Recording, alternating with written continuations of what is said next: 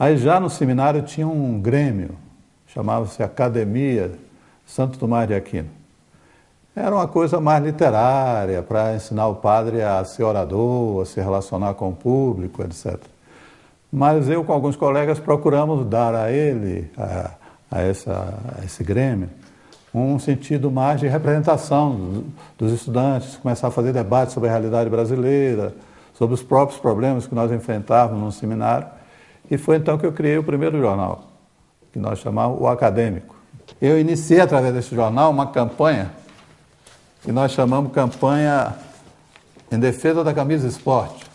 E tem um artigo destacado na capa, que está aqui por dentro, que é exatamente Camisa Esporte. Que é o que eu estava começando a dizer. Que todo mundo é obrigado a ir Era obrigado de gravata e paletó no calor de Salvador. Né? Vocês ganharam a causa? Ganhamos. Como é que foi esse movimento? Durou 2 anos até a diretoria permitir que a gente frequentasse aula de camisa esporte. Então já era o crescimento muito forte, mas era um movimento puxado pela JUP, que vai se transformar em AP, com a adesão de alguns desses setores independentes, entre os quais eu, e o PCB.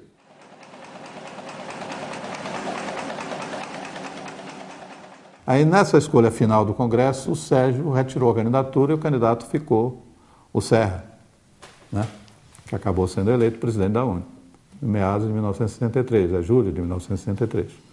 Como o Sérgio Galdense era candidato e era da Bahia, por uma compensação política, então se escolheu um vice-presidente da Bahia e a escolha recaiu sobre o meu nome. Foi aí que eu cheguei à diretoria da UNE, né? Então houve uma crise nessa frente de mobilização popular, tensões muito grandes entre a AP e o PCB, porque desde o primeiro momento nós nos pronunciamos contra a proposta de Estado de Sítio, que tinha de ser enviada ao Congresso para o Congresso aprovar.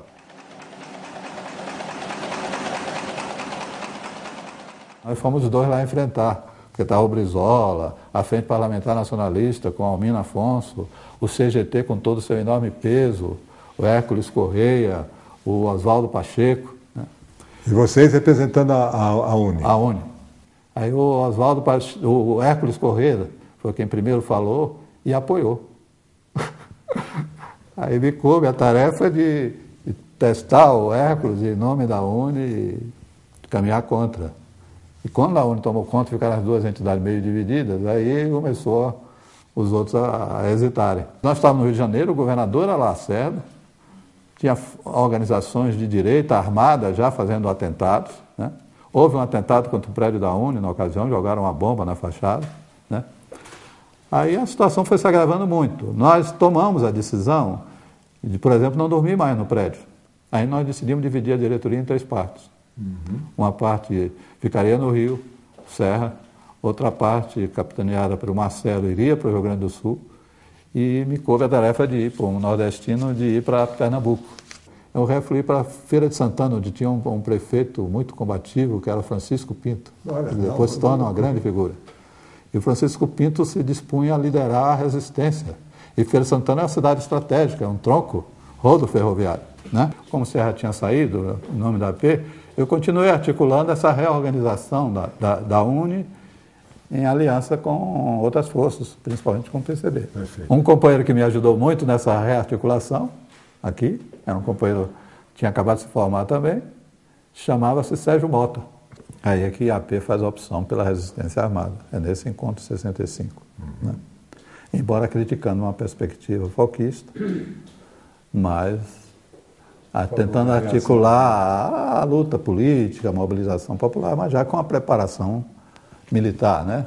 Preparação de quadros, reunião de recursos, de armas, etc.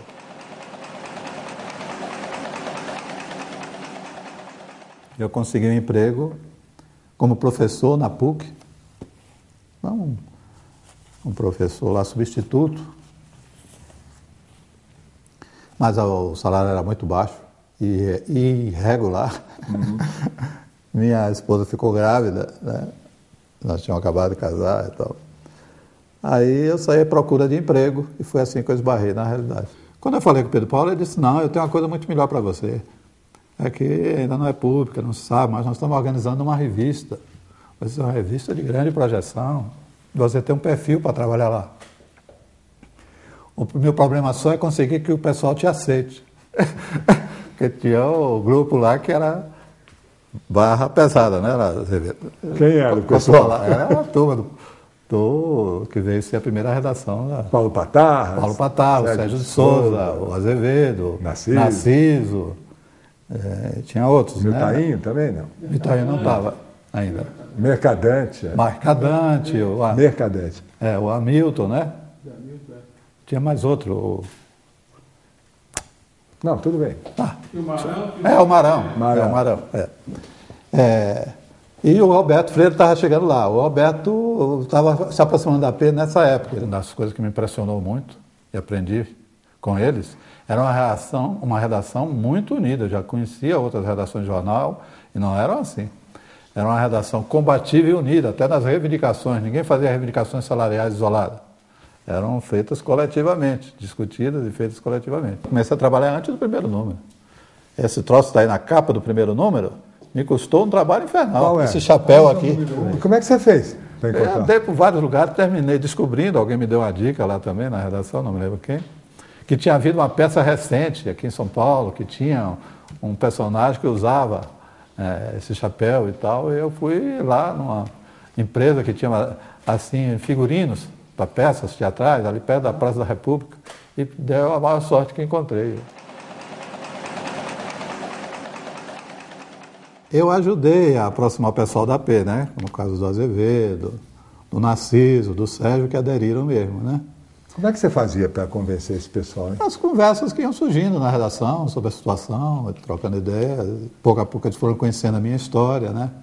Como é que dá a sua saída para a clandestinidade? E o Azevedo também, né? Aí, paralelamente, eu fazia um jornal meio improvisado, mimeografado, que é o primeiro jornal da AP. Que é o Revolução. Revolução. Aí nós vimos que precisava fazer um jornal mais amplo, mais expressivo, que tratasse mais da conjuntura, não aquele jornal que era mais por um momento determinado, de fazer uma opção revolucionária, continuar a luta apesar do golpe e tal, que foi o papel do Revolução. E aí então veio a ideia de fazer o jornal Libertação. Houve uma decisão que depois todos nós consideramos erradas, mas que na época foi adotada pela maioria da direção, contra a minha opinião, mas que eu disciplinadamente assumi e cumpri, que é o que na AP se chamou a política de proletarização. Como a organização era feita majoritariamente por estudantes, por intelectuais recém-formados, embora já tivesse alguns trabalhos operários, camponeses e tal. Então, com esse espírito de dar uma virada, de ligar realmente a organização aos operários, aos camponeses, aos trabalhadores braçais, etc., então foi decidido que todos os militantes e dirigentes tinham de se integrar no trabalho produtivo, ou no campo, ou em fábrica. O Azevedo conta no depoimento dele que a reunião de pauta às vezes era andando, né? Acho já no período mais difícil, né? Clandestino. Né?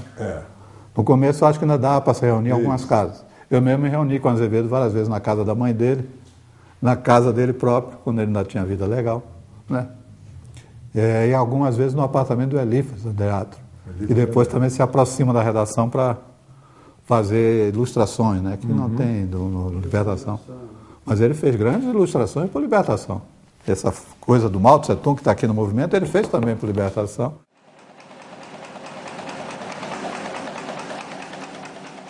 Como eu não tinha organizado nenhuma fração, não tinha contatos paralelos, não tinha estrutura paralela, de repente, eles tomaram um rumo e eu fiquei sozinho. E o que você fez?